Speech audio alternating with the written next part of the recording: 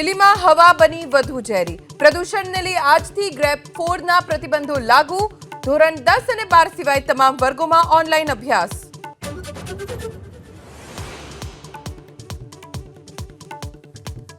લઘુત્તમ તાપમાન ઘટતા રાજ્યમાં વધ્યો ઠંડીનો ચમકારો. 12 શહેરોમાં લઘુત્તમ તાપમાન 20 ડિગ્રીથી નીચે. ગાંધીનગરમાં સૌથી ઊંચું 15.8 ડિગ્રી.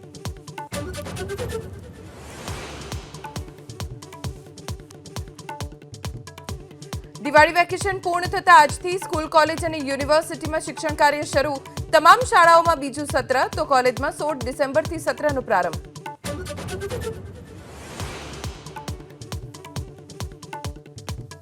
બાબત સિદ્દીકીની હત્યા કેસમાં આણંદના પેટલાદના સલમાન વોરાની ધરપકડ. આરોપીઓ સાથે આર્થિક વ્યવહાર થયા હોવાને લઈ મુંબઈ ક્રાઇમ બ્રાન્ચની કાર્યવાહી.